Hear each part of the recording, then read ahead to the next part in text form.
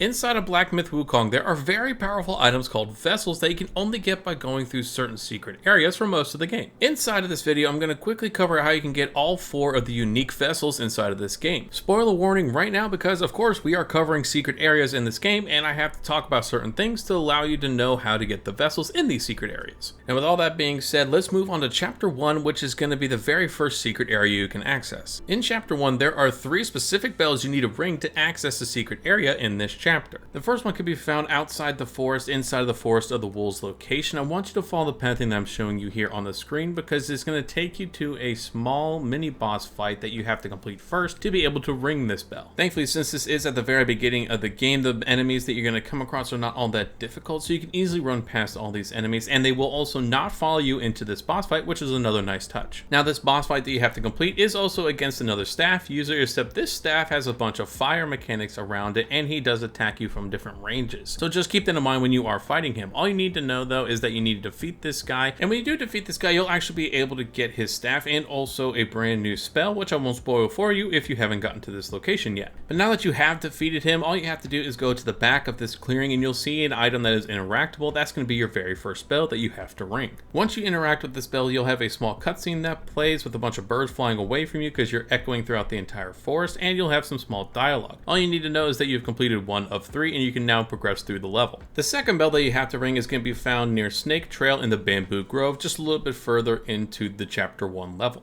Now this bell will be much easier to come across because it's actually through the main path you have to go to actually progress through this level, through the mini boss that I'll be talking about here in a second, and it's just a little bit off the main path. You'll see what I'm talking about in just a second. Make your way through the Bamboo Grove with the undead snakes and the living snakes until you get to a small clearing where you have to interact with a small boss that shoots electric balls of energy at you and also summon snakes to shoot poison at you. Not one of my favorite boss fights in this game, but it's something that you get to deal with. Now once you have defeated this boss, you'll see 2 different routes that you can go. One is through an archway with fire in front of it, and another one is allowing you to go up the hill. You want to take the path that goes up the hill because in the distance you'll see another little awning with another bell that you get to interact with. Same exact idea as the previous one. Ring the bell, you're going to have a small cutscene and then a little bit of dialogue to signify that you completed this. If you're doing these in order, this is of course 2 out of 3, and the third one thankfully is not very far away. And when I say not too far away, I quite literally mean the next section. You want to start from the Bamboo Grove Marsh of the White Mist location, the very first spawn point that you get for the White Mist, and as you may have guessed at this point, you're going to have to go down and defeat another mini boss. This boss is actually going to be one of the more tougher bosses you come across in chapter 1 in my opinion, so be prepared for a fight that has 2 phases on it. The White Clad Noble is definitely one of the more interesting boss fights in my opinion in chapter 1, so I won't say much more about the actual fight itself. I hope you enjoy the fight. I know I did, even though it took me a couple tries. After you defeat the White Clad Noble, you're going to start to notice 2 things. One, they start talking about the bells the very first time since you defeated him, and they'll talk about all 3. Thankfully, you've already got 2 of them done, and the third one is very close by. 2, once you ring this third bell, you will be automatically teleported to the next location. Now that you know this, from where you defeat the White Clad Noble, you'll see 2 different directions you can go. One is going to go into a cave up some steps, or you can go left towards looks like another cave, but a smaller one with some light at the end. You want to go to the path that's on the left. This cave will spit you out into a small clearing that has a couple different wolf enemies that you need to defeat, a body that is hanging right next to another awning that's going to have your third and final bell that you need to ring. Once you defeat these wolf enemies, I want you to pay attention to that body that's hanging right next to the bell because you're going to have to come back for that later because there's going to be something on there once you complete the boss in this hidden temple. Now finally, ringing the third and final bell, you'll have another small cutscene with a little bit of dialogue, but then you will automatically be teleported off to a distant temple. You'll recognize this temple from earlier on in the game because you fought a boss in this area, but it almost looks as if it's stuck in time in a different time period. Now this area is just as small as you remember from earlier on in the chapter, and there are a couple chests where you can get some good items in here, but outside of that, I don't want to spoil the main boss fight in here, which will be very interesting and a lot of fun, especially early on in the game. You'll get a bunch of different items for your trouble in defeating this boss, but the main thing that you want to go back to when you get teleported back to the third bell is go back to that body I was talking about before you got teleported to this ancient temple. You will very quickly see that it says examine on this body, and as soon as you interact with this body, it's going to disintegrate, but at the the same time give you a very powerful item, especially for the final boss fight in Chapter 1. This item is going to be the Fireproof Mantle, which is very helpful because it definitely negates a lot more fire damage than you might think. Even though it says it negates it, it does a lot more than what it's already stated. And not only does it help you against fire damage, when you have it equipped, it gradually increases your focus, which is super helpful when you want to land those heavy attacks in some of the bigger boss battles inside of this game. It's a very useful first vessel that you come across, and you'll actually end up using it multiple times throughout the game as you progress through all these different levels and of course all those different bosses that I mentioned a minute ago. But this is just one of these 4 very powerful vessels. Let's move on to Chapter 2 and the next vessel. To begin the questline for this next vessel, you need to make your way to the Rockrest Flat Fright Cliff fast travel point to find a boar. From here, it's a literal straight shot past a couple enemies into an open area where you're actually going to see a boar hanging out on a little area, small part of the cliff, whatever you want to describe this. He's very hard to miss because he's just sitting around, and what you're very quickly going to realize is that he is drunk. He's going to ask you to find something that helps him not be drunk, which can only be found later on through this chapter. Now, this medicine that we're going to be looking for is one of 3 items. So let me quickly cover the 3 items you're going to need to help progress the storyline. The first one is very easy to find. You just need to find Jade Lotus, which can be found in any water area inside of these plants. It just looks like a lily pad, very easy to pick up. Second is going to be this gold piece, which can only be gotten after you defeat the first son of the Rat King in this area. I'll go into more detail in a little bit. And the final item is a sobering stone, the one we're looking for right now to sober up the boar. You want to make your way to Windrest Bridge. It's a bit of a tongue twister, so I apologize. Follow the pathing that I'm showing you here, or follow it loosely. You just mainly need to get to one particular corner in this small village that's going to have a glowing pot that is glowing gold that is going to have the sobering stone inside of it. Very simple, very easy. Now that we have the stone, we need to make our way back to the boar. Once you give the stone to the boar, he's going to immediately jump into some dialogue, basically saying that he wants to get some food because now he's hungry.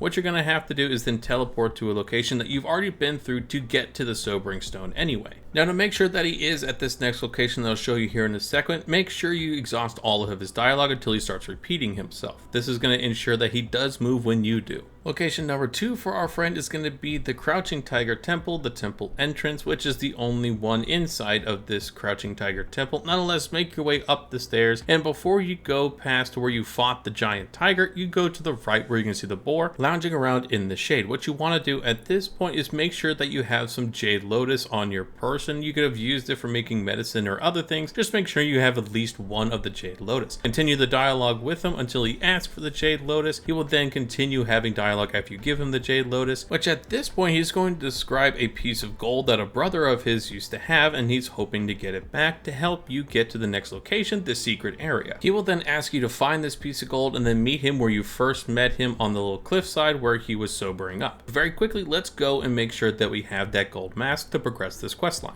Now, very early on in Chapter 2, you're going to come across the King of Flowing Sands and the second Prince of Flowing Sands. What you want to do here inside of this fight, you want to defeat the second Prince of Flowing Sands first. If you defeat the King first, the second Prince is going to be a lot harder to fight because he gets enraged and hits a lot harder. But if you defeat the second Prince, the King is actually going to run away, and you see him later on when he starts to summon the first Prince. That's why I'm saying you want to defeat the second Prince of Flowing Sands first. It just makes it that much easier to progress the questline we're going through. So for the sake of this video, I defeated the second Prince, and as you can see in this cutscene, the King is actually summoning the first Prince. If you did defeat the King first and then the second Prince, you'll still get something that you could throw down to summon this guy nonetheless. This is where it becomes much easier. All you have to do is actually defeat the first Prince of Flowing Sands. Once you defeat him, you will get that gold mask that the boar is looking for. So now that you do have the piece of gold that the first Prince drops, let's make our way back to where we first met the boar, and it'll continue our questline once we get there. Now, when we return to the boar at the first location, he's actually going to start a fight with us because he thinks you stole this piece of gold from his brother, not knowing that it was on somebody else. Nonetheless, it's a very simple fight. All you have to do is defeat him. Once you do defeat him, it will jump into a very quick cutscene where he starts to show you the entrance of where you guys need to go to get into the secret area. Thankfully, the entrance is not very far, and as soon as you interact with this door, you're going to essentially be teleported into the next area after you go through a very lengthy cutscene. I'm not going to spoil that cutscene here for you, but again, just know know that at the end of this cutscene, you will be in this new area. And just like the previous secret area, this brand new area, the secret area in Chapter 2, has a very straightforward presence, very straightforward area where you need to go. And of course, when you defeat the main boss of this area, which I won't spoil for you here in this video, that is how you're going to actually be able to access the next vessel.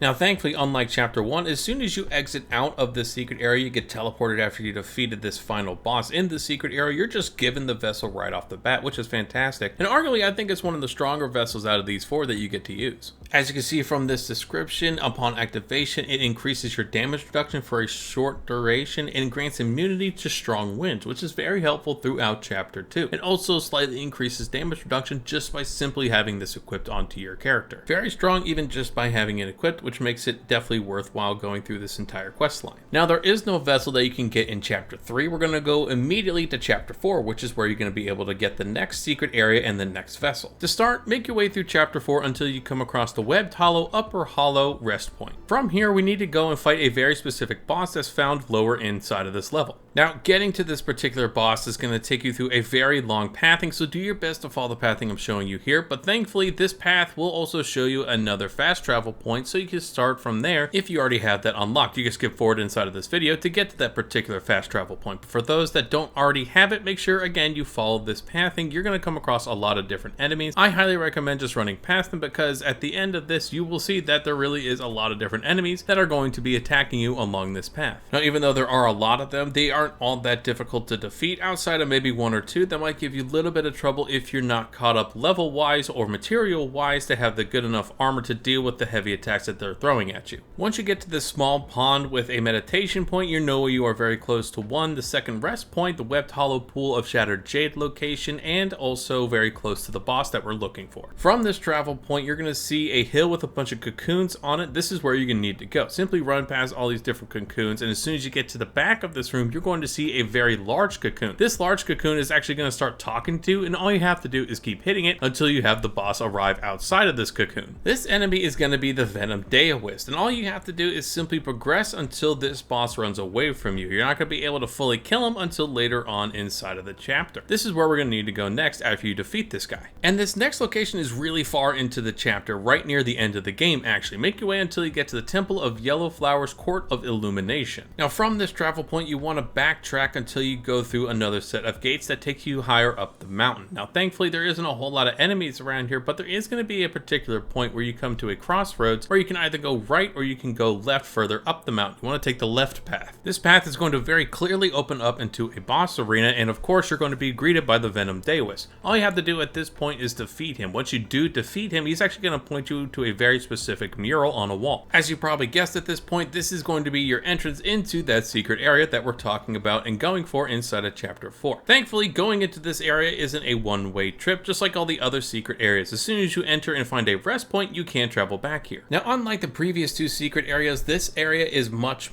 larger. There's a couple different bosses you can fight. There's a couple different things you can go and unlock by fighting bosses in particular order, but that's not what this video is focused on. It's focused on getting the vessel that is part of this secret area, so I'm not going to spoil any of that for you. Just know that as you defeat the final boss of the secret area, you will also get the vessel for this secret area. Now, once you have defeated that final boss, you will instantly be transported outside of the Purple Cloud Mountain, but you will also be given the Weaver's Needle, that vessel I was talking about. I think it's one of the more fun vessels in this game to use, in my opinion, mainly because of the ability that it has when you activate it. Unlike the previous two vessels that you use and just has a one-time effect, this needle actually flies around your character and automatically attacks whatever enemy you're attacking at the same time. Now, it doesn't hit very hard, and you probably won't use it as often as you think you will, but it's still a lot of fun to use if you're playing through the game once again, or just going back through and fighting to get some XP. I think it's a really fun vessel to use. But let's move on to the final vessel that you can get inside of Chapter 5. And honestly, in Chapter 5, this is going to be the easiest vessel that you're going to get out of this entire game, because all you literally have to do is complete Chapter 5 and beat the end boss for this chapter. And don't worry, I won't be spoiling that boss fight for you either. I just want to make sure that you knew you had to progress all the way to the end of Chapter 5 to actually get the vessel. This vessel will be given to to you as you transition into the Chapter 6 loading screen, of course, after you have defeated the final boss. This is going to be the Plantain Fane and has a really fun activation. I think it's a lot more fun than the Needle. Personally, I like the Needle a little bit more, but you guys let me know which one you prefer to use down in the comments. But again, by far the easiest of the vessels to get, because you don't have to go to any secret area, you just have to complete the chapter. Now, this is a little bit of a longer video on my channel, but I wanted to make sure I had all the details so you could walk through very easily, very smoothly in each of these secret areas and chapters to actually get each of the vessels we were talking about in this video. So nonetheless, I hope you guys found this walkthrough guide helpful. If you did, make sure to hit the like, subscribe buttons down below, and let me know your favorite vessel that you're using inside of your playthrough, whether it's new or old, inside of Black Myth Wukong. Once again, I hope you guys found this walkthrough guide helpful. I'll catch you in the next video.